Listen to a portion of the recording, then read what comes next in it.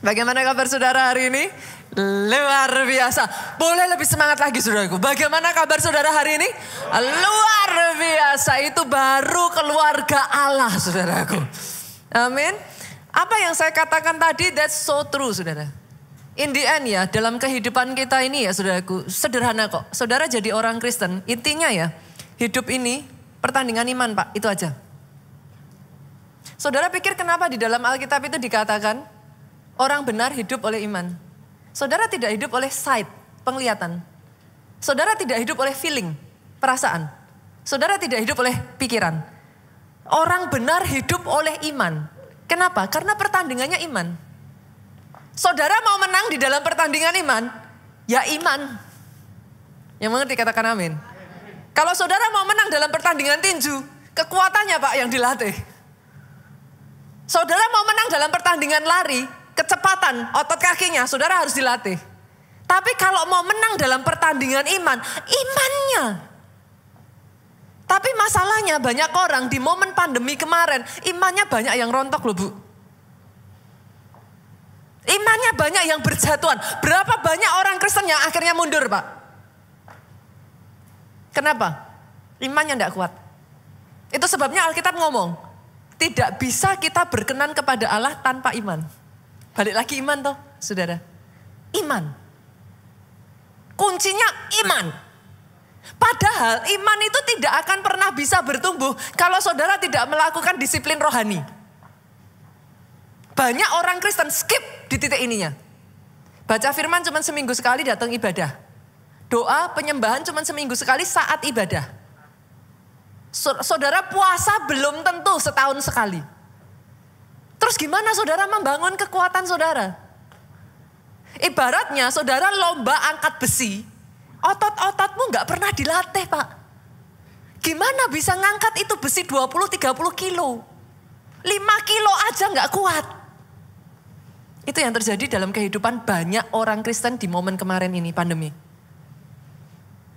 Tidak heran saudaraku, akhirnya justru karena imannya sudah gak kuat, banyak melakukan kesalahan di momen pandemi kemarin. Jatuh dalam dosa, selingkuh, keluarganya berantakan. Karena gelap mata sudah gak tahu apalagi yang harus dilakukan, jatuh dalam hutang piutang. Kejar-kejar debitur penagih hutang saudaraku. Semakin terpuruk lagi keadaannya, malah menjauh dari Tuhan. Berapa banyak yang melakukan seringkali Bu, kesalahan itu bukan karena jangan terus-menerus jadi orang Kristen yang sistemnya gini Pak. Kenapa Tuhan izinkan? Enggak zamannya udah.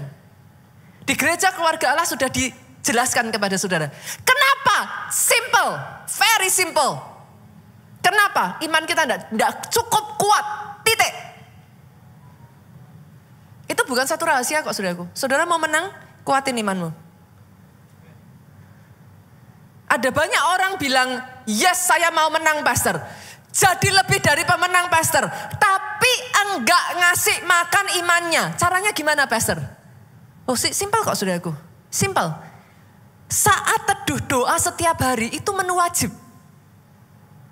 Itu sama seperti kayak 5 sehat, 4 sehat, 5 sempurna. Saudara enggak bisa lari dari itu. Pastor kenapa? Orang Kristen kok setiap hari butuh asupan makanan, butuh asupan harus doa. Kenapa? Karena ada waktu-waktu tertentu serangan musuh itu tidak pernah bisa ditebak. Yang mengerti katakan amin. Hanya musuh yang bodoh mau nyerang saudara, permisi. Bu permisi ya, saya serang boleh. Serangan itu tidak pernah bisa ditebak kapan datangnya. Serangan bisa ke tubuh, serangan bisa ke jiwa. Serangan bisa ke roh. Gak pernah bisa ditebak. Kalau saudara gak setiap hari menjaga, di titik saudara lengah masuk. Kenapa harus setiap hari baca firman? Sesederhana saya tanya saudara, saudara makan kan setiap hari? That's it. Firman itu makanan Pak. Manusia tidak hidup oleh roti saja, tapi dari setiap perkataan yang keluar dari mulut Allah. Apa? Perkataan yang keluar dari mulut Allah, firman. Harus dikuatin, harus dibangun. Kenapa akhirnya saudara nggak bisa melawan diri sendiri? Ada banyak orang hari-hari ini ya saudaraku, saya ngerti keadaannya. Terpenjara bahkan oleh kebencian dalam dirinya sendiri. Jadi tawanan. Ini keadaan orang Israel zaman itu. Mereka jadi tawanan. Ada banyak di antara kita jadi tawanan. Tawanan apa? Tawanan dirinya sendiri. Terpenjara karena nggak bisa ngampunin. Tahu sadar kalau itu nggak boleh, tahu itu menghancurkan dan menggerogoti jiwa, tapi nggak bisa loh ngelepas pengampunan. Saya nggak tahu ya kalau ada di antara saudara yang ngalami ini ya, dengarkan firman hari ini saudara. Dengarkan firman hari ini. Surprise by favor. Dikejutkan oleh kebaikan Tuhan. Maksudnya bagaimana pastor? Justru kadangkala ya saudaraku saya menemukan itulah yang membuat saya terharu sama Tuhan. Di titik kita tuh paling jelek loh. Titik rendah loh. Dia tuh justru mengejutkan dengan kebaikannya Pak. Bangsa Israel Pak melakukan kesalahan besar. Mereka ditawan bukan karena Tuhan gak sayang. Kadangkala kita ini ditawan bukan karena Tuhan gak sayang loh saudara. Bukan karena loh kok Tuhan izinkan. Salah saya apa? Simple Pak. Saudara main-main dengan dosa. Dan berharap tidak ada konsekuensi. Gak apa-apa, sampai papa Bu. Gak bisa. Gak bisa, ini sudah bukan waktunya lagi. Kenapa saya katakan semua ini ya saudaraku? Jujur, saya menantikan momen di mana anak-anak Tuhan di tempat ini ya, dimanifestasikan. Serius saudaraku. Kalau saudara terus berperang dengan diri sendiri saudara, mau sampai kapan toh? Saudara muter, nggak bisa menang terhadap daging kita sendiri ya. Muter. Apa kita hidup selamanya? Habis loh waktunya. Padahal di depan sana ya ada warisan yang harus kita ambil satu demi satu. Land by land itu harus di take over Pak. Tuhan kasih itu buat saudara. Tapi saudara muter. Bingungi diri sendiri. Apa semuanya serba diri sendiri. Kalah terhadap diri sendiri. Saya menantikan sebagai seorang hamba Tuhan. Saya menantikan pernyataan manifestasi anak-anak Allah di tempat ini. Saya pengen melihat seberapa besar Tuhan bisa pakai bejana tanah liat. Yang tidak ada apa-apanya seperti kita ini saudaraku. Di tangannya Tuhan. Menyatakan kebesarannya, kemuliaannya Tuhan. Kita hidup meninggalkan legacy yang memuliakan nama Tuhan. That is why. That is the reason. Kita doa, kita apa, kita ini itu dan lain sebagainya. Kita nggak berbuat dosa. Bukan nanti supaya jangan Tuhan nggak berkati karena takut. Bukan. Terlalu jauh, terlalu sempit pemikiran saudara. Kalau berpikir seperti itu. Tapi ketahui Bapak yang besar hanya bisa punya warisan yang besar untuk anaknya. Bapak yang besar hanya bisa punya rencana besar untuk anaknya Bu. Tapi Alkitab berkata, selama kamu belum akil balik, kalau kamu masih kanak-kanak, kamu gak ada bedanya dengan hamba. Gak bisa dikasih warisan.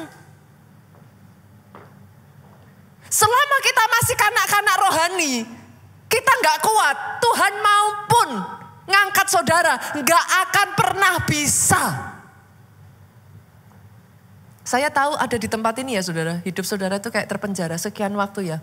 Momen-momen ini ya, saudara terpenjara dari ikatan hutang piutang, saudara terpenjara dari pekerjaan saudara, saudara terpenjara di dalam hubungan, saudara terpenjara di dalam dosa, di dalam sangat banyak hal. Doa saya hari ini, firman ini menjadi rema dan itu mematahkan semua itu atas kehidupan saudara. Belajar ketika tangkap firman ya saudara, jangan cuman, ya firman didengerin, no. Dijadikan. Jangan hanya denger tapi perkatakan. Cara jadikan gimana? Cara saudara jadikan jadi orang lemah gimana? Kamu orang kayak kamu apa bisa tuh? Kita akan punya self talk tuh saudara. Punya self talk gak dalam diri kita sendiri? Habis dah, kali ini habis dah. Dah hancur ini, pasti dah. Pekerjaanku dah gak bisa ditolong lagi. Itu self talk. Boleh gak self talknya berkata, dirubah saudaraku. Engkau orang pilihan. Engkau orang yang ditentukan untuk menjadi pemenang, lebih dari pemenang. Sebab bagi Allah tidak ada yang mustahil. Sebab bersama dengan Tuhan segala perkara dapat kutanggung di dalam Dia yang memberikan kekuatan kepadaku. Self talk-nya diganti. Dijadikan, saudara kerasa nggak? Kalau saya ngomong kayak gini, dalam diri saudara itu kayak ada yang dibangkitkan. Survei dan penelitian itu membuktikan, sangat unik sekali saudara. Manusia itu paling mendengarkan suaranya sendiri. Aneh ya saudara. Jadi ada penelitian yang dilakukan. Comparing saudara dengar suara saya, sama saudara dengar suara saudara sendiri. Suara saudara itu yang paling manjur. Manusia itu unik saudaraku. Itu ada penelitiannya. Artinya sama, kalau mau ngancurin suara saudara yang paling manjur. Pakai suaramu bukan untuk menghancurkan dirimu.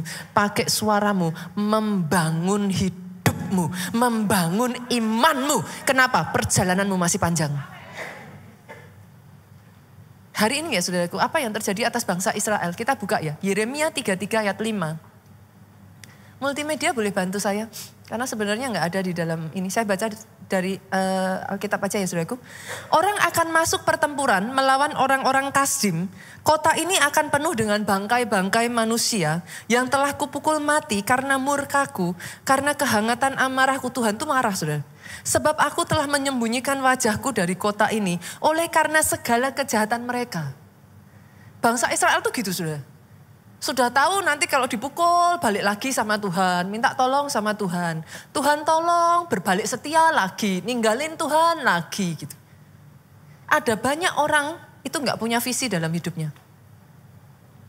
Sorry ya saudara. Ada banyak orang kaya yang gak punya visi dalam hidupnya. Dia habis-habiskan kekayaannya tanpa tujuan. Sebaliknya ada banyak orang miskin juga yang gak punya visi. Akhirnya ngomongnya gimana? Hidup sehari untuk sehari cukuplah pastor. Sorry saudara, saudara tidak sekecil itu. Kalau saat ini posisi saudara masih segitu, enggak apa-apa. Tapi dengar ini, keadaan harus berbalik. Saudara enggak boleh enggak punya visi. Enggak boleh hanya makan sehari untuk sehari. Atau enggak boleh ya sudah, hidup sudah ada semua, mau apa lagi. Enggak boleh. Kenapa? You are people with mission. Engkau orang yang punya misi. Tuhan mau pakai engkau besar. Apa yang terjadi atas bangsa Israel? Kalau ini ada di antara saudara ya, doa saya, you get surprised by God, by His favor. Saudara dikejutkan oleh kebaikan Tuhan. Apa yang harusnya mereka udah salah, hidupnya udah pasti hancur saudaraku. Udah ditentukan Tuhan itu bahkan menyembunyikan wajahnya dari bangsa Israel saudara. Tuhan tuh udah ngomong udah bakal ada kematian bangkai berseraan. Tapi lihat ini saudara. Itulah takjubnya saya sama Tuhan saya bu. Terlepas dari kesalahan kita loh bu. Kadang kita yang bikin salah bukan Tuhan. Kitanya yang bikin salah. Tapi lihat apa yang Tuhan lakukan. Ayat 6 saudaraku. Sesungguhnya aku akan mendatangkan kepada mereka kesehatan dan kesembuhan. Kata sesungguhnya dalam bahasa Inggris itu behold saudara. Behold itu artinya apa saudara? Pay attention. Pay attention itu artinya apa? Perhatikan. Tuhan tuh ngomong terlepas dari semua kejahatan. Kesalahan yang kita buat. Terlepas dari langkah yang salah yang kita ambil. Aku akan mendatangkan kesembuhan dan kesehatan atas hidupmu. Tuhan akan menyembuhkan jiwamu. Dia akan menyehatkan keadaan keuanganmu. Itu yang mau dia kerjakan saudaraku. Bukan hanya itu ya saudara. Di tengah semua pergolaan yang namanya orang ada di dalam tawanan itu rasanya kayak apa tuh saudara? Serba gak enak, serba gak tenang. Dikejar-kejar aja penagih hutang itu rasanya kayak apa tuh bu? Hidup gak ada tenangnya. Tapi lihat ini, dalam bahasa Inggrisnya ya saudara. Saya bacakan untuk saudara bisa ngelihat. Kelihatan sekali di bahasa Inggrisnya. Ayat yang ke-6 bagian B saudara. I will reveal unto them the abundance of peace and truth. Di tengah semua kondisi saudara yang begitu bergolak itu ya saudara. Dia akan menyatakan, membukakan kepada saudara. Tetap ada damai sejahtera di tengah semua masalah itu saudara. bukan hanya itu, I will reveal. Aku akan membukakan abundance of truth. Maksudnya gimana, Pastor? Abundance of truth itu gimana? If you know the truth shall set you free. Kebenaran itu akan memerdekakan kamu. Untuk kita keluar, kita sendiri nggak bisa. Tapi kalau saudara tahu hikmatnya, engkau bisa keluar dari masalah keuanganmu. Kalau engkau tahu hikmatnya, engkau bisa keluar dari masalah rumah tanggamu. If you know the truth and the abundance of truth, Tuhan reveal, saudara. Oh, doa saya itu terjadi loh, atas pribadi, lepas pribadi di tempat ini. Soho Kapital kalau amin, aminnya yang keras. Aminnya yang boleh lebih dahsyat lagi. Kalau mau tepuk tangannya lebih meriah buat Yesus Tuhan kita. The abundance of peace and truth.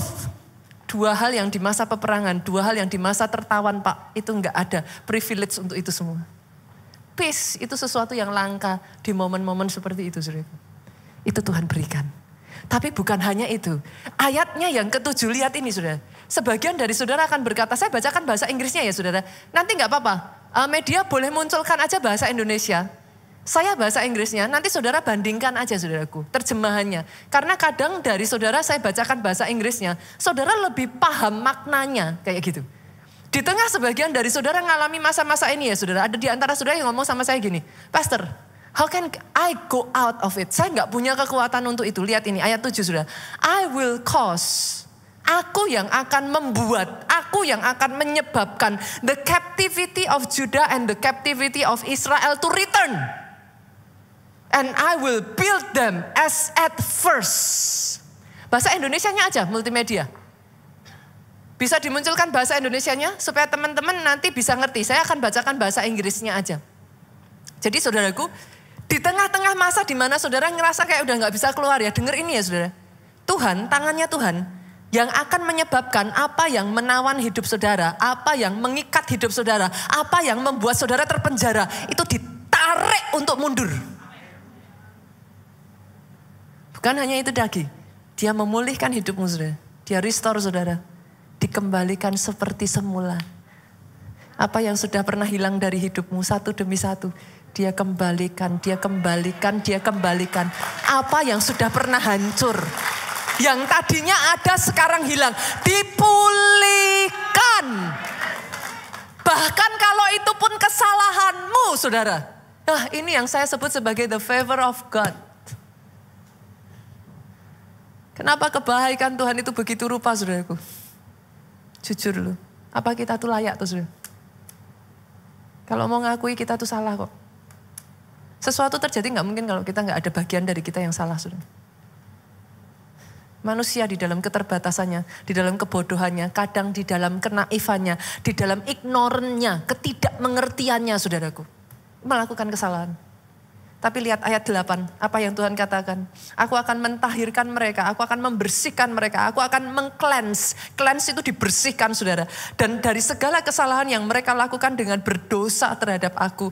Aku akan mengampuni segala kesalahan yang mereka lakukan dengan berdosa dan dengan memberontak terhadap aku. Ada orang-orang di sini yang Tuhan izinkan mengalami proses api engkau memberontak. Kau lari. Tapi dengar ini, surprise by favor. Saya berdoa tahun ini ya saudara, 2023 ini jadi tahun pembalian.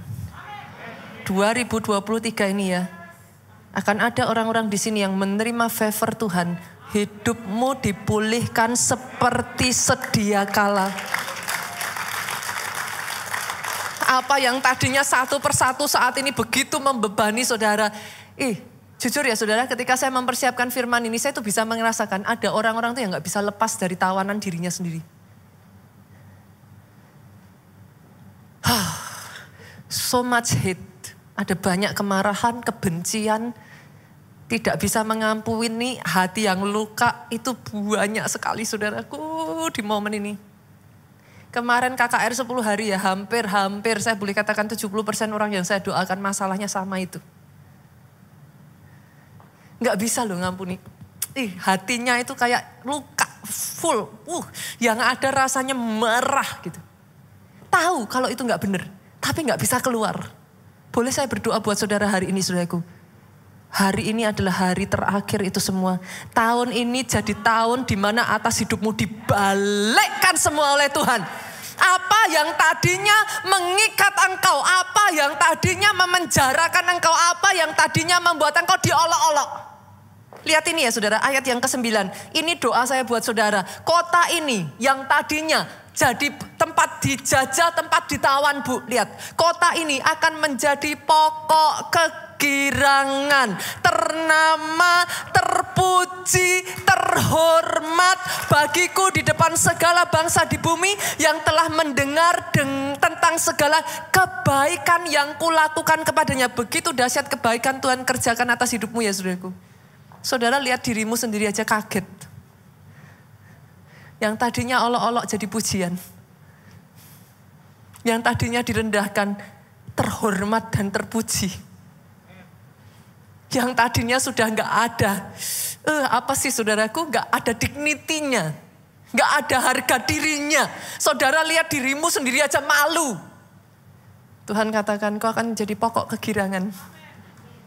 Ketika kau mengizinkan dia mengerjakan hidupmu, dengar ini ya saudaraku. Jangan lari saat diproses. Jangan memberontak saat diproses. Jangan melawan dan meninggalkan Tuhan saat diproses.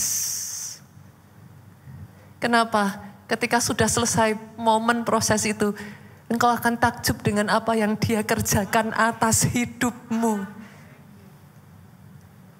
Itu yang saya katakan atas diri saya, saudaraku. Itu yang Pastor Obaja katakan atas dirinya. Bagaimana seseorang yang begitu minder, Pak. Seseorang yang bahkan kalau ketemu tamu, Pak Obaja cerita loh, saudaraku. Pak Obaja itu kalau ketemu tamu ya, sembunyi di bawah meja loh, Pak. Bagaimana seorang yang seperti itu bisa dipakai menjadi berkat atas sebuah bangsa? Nonsen, Pak. Tapi ketika dia selesai mengerjakan hidupmu, itu yang dia kerjakan. Dia akan membuat engkau jadi pokok pujian. Pokok kegirangan. Orang melihat engkau, bukan hanya engkau yang kaget. Nih saudara, ayat 9 bagian B itu ngomong kayak gini. Bukan hanya kita yang kaget, 9B ya saudaraku. Mereka akan terkejut dan gemetar. Karena segala kebaikan dan segala kesejahteraan yang kulakukan kepadamu. Kata kebajikan dalam bahasa Inggrisnya kalau saudara nanti lihat itu goodness, saudara. Surprise by favor. 2023 akan ada orang-orang yang, saudara akan overwhelm. Saudara akan takjub kebaikannya mengubahkan kehidupanmu jadi atas hidupmu.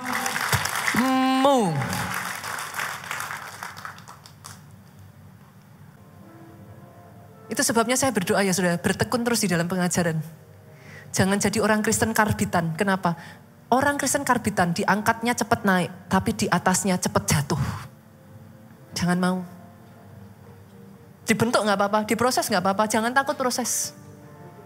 Tapi saudara di atasnya lama, bahkan dibawa lebih naik, bawa terbang.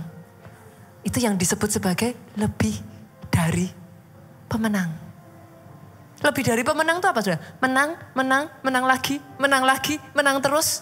Baru disebut sebagai lebih dari pemenang. Bisa menang kan kalau ada peperangan. Banyak orang Kristen mau menang tapi tidak mau perang. Kalau sudah proses perang, lari teratur, mundur teratur. Saudara. Mau sampai kapan? Gimana bisa jadi lebih dari pemenang? Gak ada ceritanya. Berapa banyak dari saudara yang mau? Yuk buat perjanjian dengan Tuhan yuk saudara. Hidup kita ini dipakai membawa kerajaan di bumi seperti di surga.